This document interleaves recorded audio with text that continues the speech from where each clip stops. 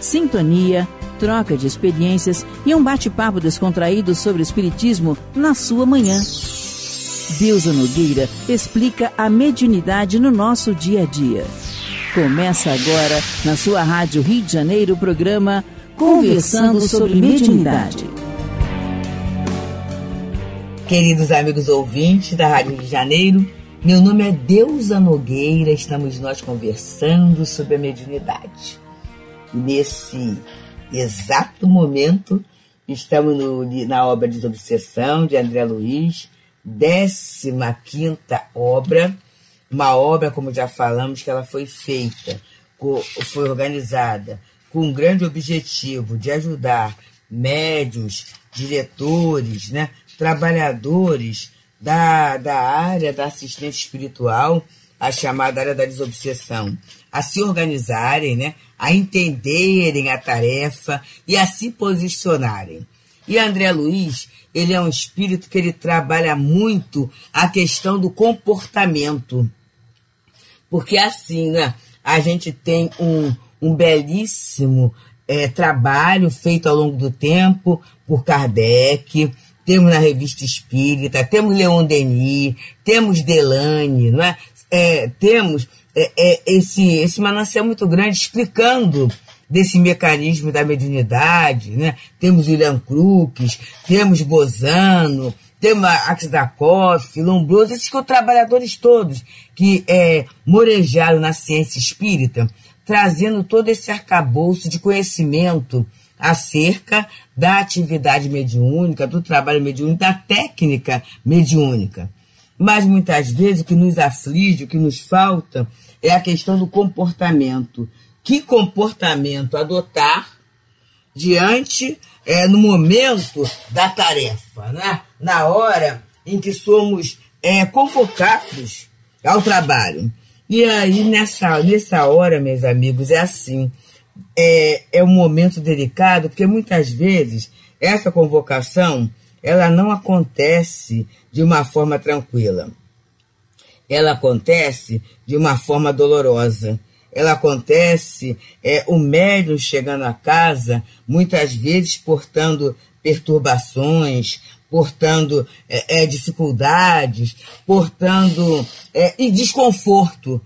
Quantas vezes esse médium, esse trabalhador, ele chega à casa espírita querendo ter uma forma de se liberar da mediunidade, de não sentir mais aquela coisa que muitas vezes por desconhecimento ele acha desagradável, né?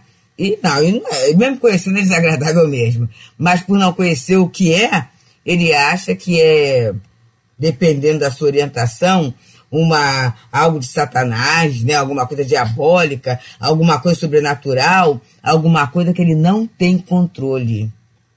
E aí, nessa hora, falar muito nem sempre é falar bem, não é? E André Luiz, ele vai trazendo assim, orientações bem resumidas, bem pontuais, bem precisas, que vão ajudando nesse direcionamento dentro da tarefa mediúnica. E muitas vezes esse médium, né, ele chega à casa espírita obsidiado. Ele chega à casa espírita desorientado, né? E aí a gente sabe que todo obsidiado é um médium, mas nem todo médium está obsidiado. E naquele momento, esse companheiro obsidiado, ele vai ter que ter um direcionamento, um apoio, uma orientação. E é nessa hora que para o espírito que está acompanhando, é importante encontrar na casa uma equipe mediúnica ajustada, dentro, vamos dizer assim, pronta, preparada para o socorro preciso. E é isso que André Luiz nos traz, né?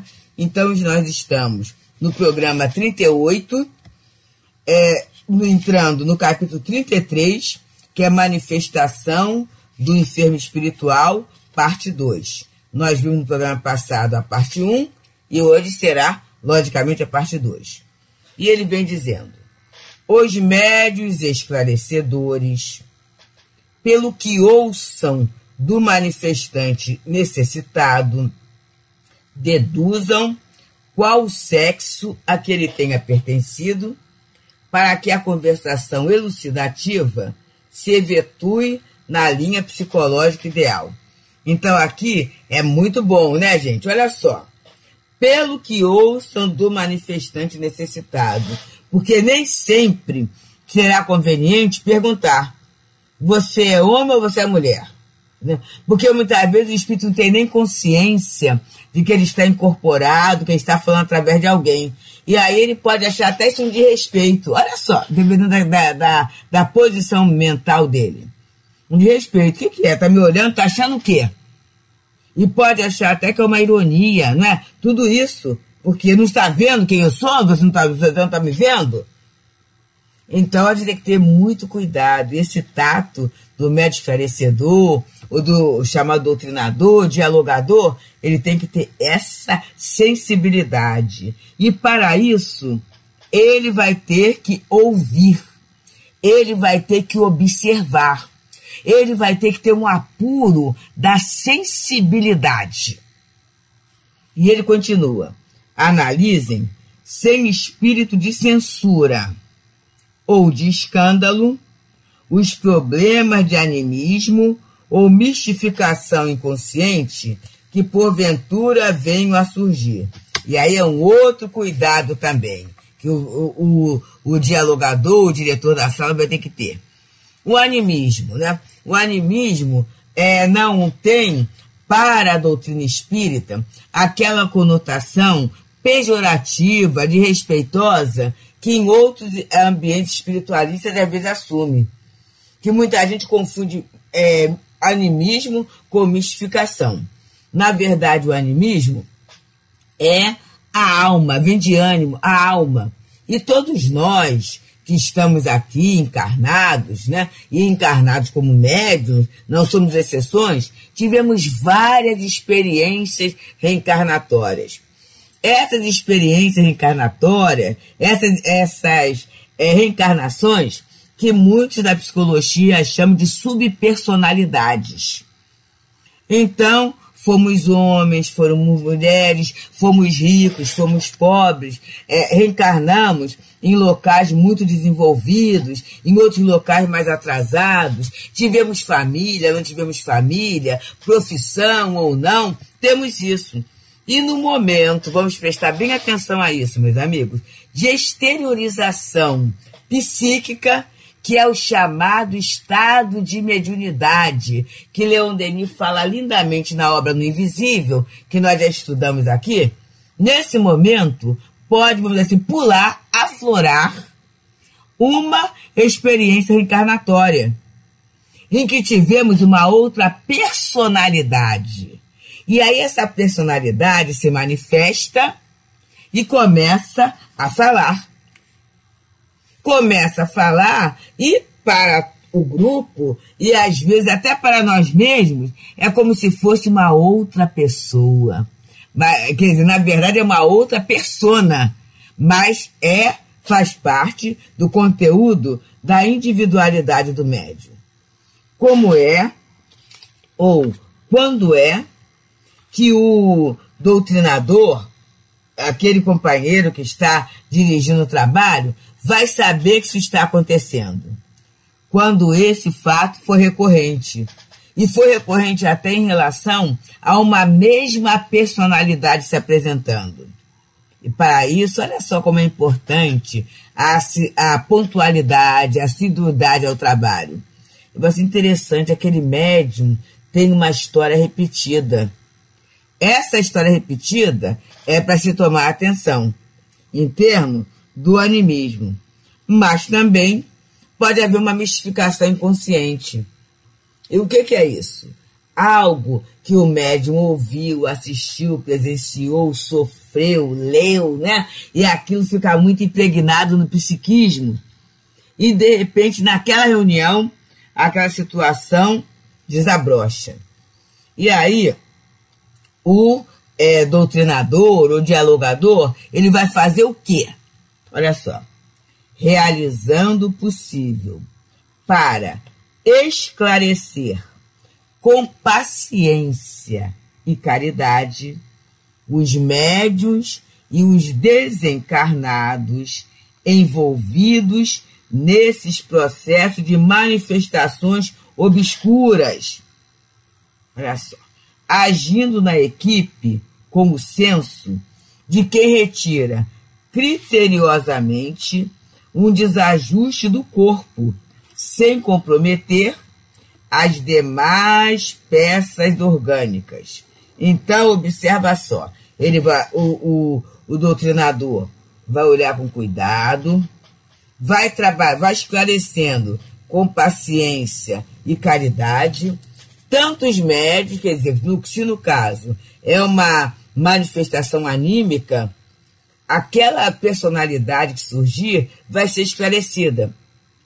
Se é o caso de uma manifestação inconsciente, uma mistificação inconsciente, quer dizer, que pode ser do espírito, mas pode ser também do médium, de qualquer maneira, é uma enfermidade espiritual, em que vai haver muito cuidado, como que retira criteriosamente um desajuste do corpo, sem comprometer as outras peças orgânicas. E aí ele vai dizendo, anulem qualquer intento de discussão ou desafio com entidades comunicantes, dando mesmo razão algumas vezes aos espíritos infelizes e obsessores, reconhecendo que nem sempre a desobsessão real consiste em desfazer o processo obsessivo de imediato. Então, a gente está aqui numa orientação muito boa, porque o trabalho é delicado. É dor de alma, gente. Aquela personalidade do médium que aflora naquele momento é uma dor, é um fato que está enfermo, que está mal resolvido, que muitas vezes era até para ser resolvido nessa encarnação, mas não é possível, que muitas vezes está até impossibilitando um andar, uma continuidade de vida, precisa. E aquele espírito que está mistificando? Muitas vezes ele está inconsciente dele mesmo, né? É alguém com uma problemática psíquica muito grave, muito grave. E aquele médium que está mistificando inconscientemente? É porque, na verdade, ele guarda impressões que ele não tem controle sobre elas. São impressões desarticuladas, descontroladas. Ele nem sabe que ele grava tanto aquelas questões. Então, muitas vezes ele vê uma notícia na TV ou uma cena numa novela e aquilo o impressiona e começa a trabalhar no seu imaginário. E aí, naquele momento em que há todo cuidado, em que há todo carinho, em que há toda oração, em que há todo apoio, ele vai ser orientado, né? Ele vai ser esclarecido para quê? Para tomar um cuidado maior com a sua impressionabilidade, com o seu grau de ilusão, com a sua até infantilidade espiritual. E isso é tarefa do doutrinador, que na verdade ele vai expandir esse comportamento, essa postura para toda a equipe mediúnica, porque está todo mundo aprendendo, evitando sempre o quê? Discutir ou desafiar. Porque a discussão e o desafio já entra numa relação de poder, já vai ser algo contrário à caridade, já vai ser algo que muitas vezes vai esmagar o outro, vai humilhar o outro, né? Não vai entender o outro. Então, são cuidados que precisam ser tomados no trabalho. E essa questão da discussão, do desafio, não é só para o doutrinador, não. É para toda a equipe. Muitas vezes, mentalmente, a gente começa a entrar no embate, né? A gente começa a entrar numa dificuldade. E vamos lembrar, o trabalho é de Jesus, o trabalho é de socorro. O que aconteceria se nós entrássemos no hospital, muito enfermos, necessitar de uma assistência, e daqui a pouco todos começassem a discutir? Desde a equipe médica, a diretoria, os auxiliares de enfermagem, os enfermeiros, como é que seria esse apoio, esse atendimento? Com certeza seria adiado. Então, são cuidados que nós precisamos ter. E é por isso, queridos irmãos e amigos, que estamos aqui, nessas ondas generosas da Rádio Rio de Janeiro, essa emissora que nós falamos da fraternidade, não é slogan vazio, não. É que todos nós, né, temos um imenso carinho, um imenso respeito por todos os trabalhadores, voluntários, os técnicos, né, os funcionários. A gente tem essa relação de carinho e de amizade, essa fraternidade que nós vivemos. Então estamos aqui estudando a obra de André Luiz, nesse espaço conversando sobre a mediunidade, pegando uma obra específica sobre uma das tarefas mediúnicas da Casa Espírita, que é a obra da desobsessão. Então há um livro com esse título, através de André Luiz, através dos médiuns Francisco Cândido Xavier e Valdo Vieira, e nós estamos exatamente na lição 33, Manifestação do Enfermo Espiritual, na segunda parte, parte 2, e no programa 38. E aí ele vem falando para a gente desses processos de desvinculação rápida, né? Que de algumas vezes, né, em caso diverso, a separação do obsidiado e obsessor deve ser praticada lentamente. E aí a gente fica olhando o que é feito na doutrina espírita, né? Porque no processo da doutrina espírita não é exorcismo. Na doutrina espírita, o processo é de evangelização. E aí tem um aspecto assim, científico, magnético, que é a vinculação perispiritual, né? A vinculação fluídica entre o obsidiado e o obsessor. E é um caso que vale a pena ser contado, que vivemos lá no Centro Espírita Leon Denis. Aquele companheiro estava obsidiado, numa obsessão. E foi detectado, então, pela espiritualidade, que era um caso, assim, de comparsas de muito tempo, né? E o que foi aconselhado? Foi que aquele companheiro fosse assistindo a reuniões, fosse tomando passe, né? Essa frequência à casa espírita necessária. Mas, assim, a melhora, vamos dizer assim, não foi no estalar de dedo. E aí ele foi num setor espiritualista. Nesse setor espiritualista, olha só, sério, o espírito falou assim, olha, a gente pode fazer, a separação pode ser feita, mas se for feita de uma forma muito violenta, ele pode não resistir e vir a desencarnar, vai ser um choque muito grande. Então, nós aqui também não vamos fazer assim. Aí era um centro umbandista. E aí foi falado assim, que ele possa tomar passes, vem tomar passe, assistir reunião, a mesma orientação que foi dada no Leon Denis. Aí ele foi para um outro centro espiritualista, não era um centro umbandista, né? E aí o espírito assim, não, a gente pode fazer uma separação imediata através do ritual. A pessoa foi, se submeteu ao ritual, houve o afastamento dali, e a pessoa foi para casa, né? Dali a algumas horas, essa pessoa desencarnou.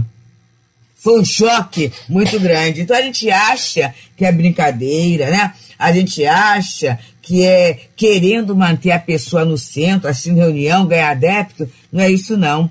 É que são estruturas fluídicas, perispirituais, muito intensas ao longo desse tempo. E aí ele fala, desculpa, vou ler esse pedacinho de novo. Reconhecendo que nem sempre a desobsessão real consiste em desfazer o processo obsessivo de imediato, de vez que em casos diversos, a separação de obsidiado e obsessor deve ser praticada lentamente. E pratiquem a hipnose construtiva quando necessário, no ânimo dos espíritos sofredores, comunicantes, que é usando a sonoterapia para entregá-los à direção e ao tratamento dos instrutores espirituais presentes. Então é muito interessante, né?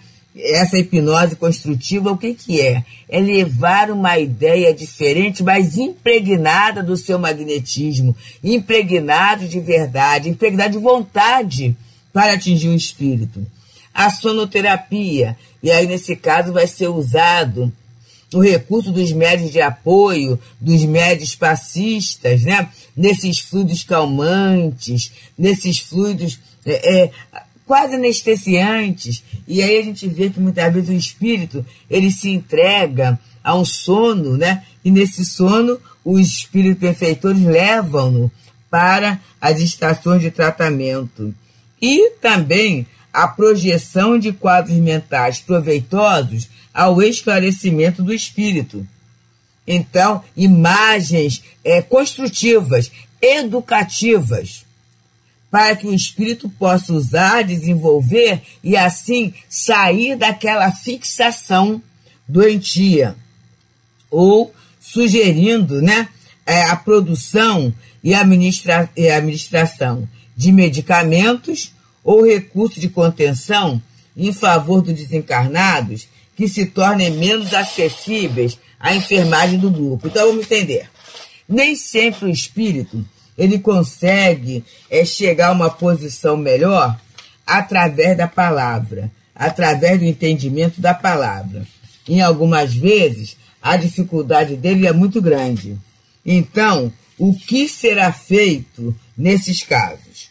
Nesses casos, tem a questão de se lançar quadros mentais construtivos, é uma possibilidade. A outra possibilidade que pode e deve ser feita, né? A sonoterapia, através dos passes, tudo isso, né? Através da sugestão de questões educativas, né? Para a reeducação dele, né? E outra vez até na questão de medicamentos. E aí quem é que sabe dar esse medicamento? Os espíritos, gente. Não adianta a gente, às vezes como médium, e às vezes como médico da área de saúde, falar assim, se eu tivesse um paciente nessa situação, eu daria tal remédio. Mas será que esse remédio que a espiritualidade vai dar? Então, em alguns casos, essa espiritualidade socorrista, né, composta de médicos, enfermeiros, terapeutas, ele vai ter lá a medicação exata, fluídica, nunca a medicação materializada, a medicação fluídica, que vai ser administrada àquele enfermo espiritual. E muitas vezes o espírito até fala, eu estou sentindo um gosto de uma erva, eu estou sentindo um gosto, né, de um medicamento, e às vezes até fala, outras vezes não, mas ele vai apresentando um efeito imediato àquilo. E é muito interessante esse procedimento, esse socorro, no caso de adictos, né? Em algumas situações, o espírito elimina aquelas substâncias nocivas, e aí vai ficar naquele vazio, e logo após, fluidicamente, vai haver uma recomposição para que esse médium fique bem, né? Médium, e para que o espírito também fique bem. Então, gente, os recursos da enfermagem espiritual são inúmeros mesmo, e que a gente possa participar como colaborador, não como aquele que sabe tudo, né? E que vai fazer de acordo com a sua vontade. A gente tem até uma experiência em que a pessoa pensou médio de apoio e injetou fluidicamente uma substância, como se fosse uma injeção na veia daquele médium, daquele espírito que estava ali. Só que o espírito estava através do médium. E aí, daqui a pouco, o médium passou muito mal. Aí depois, quando foi feita a avaliação, aquela substância que o médium pensou em injetar, o médium de apoio, o médium passista injetou, o médium de incorporação ele era alérgico. E aí, graças ao grande recurso espiritual, é que não houve uma situação mais séria. Então, a gente tem que ter muito cuidado, né? E a humildade de nos colocarmos como colaboradores do socorro. Não somos donos, não é autoral, não somos os protagonistas da história. Que o Senhor Jesus nos abençoe com muita paz. Deusa Nogueira explica a mediunidade no nosso dia a dia. Programa Conversando sobre Mediunidade.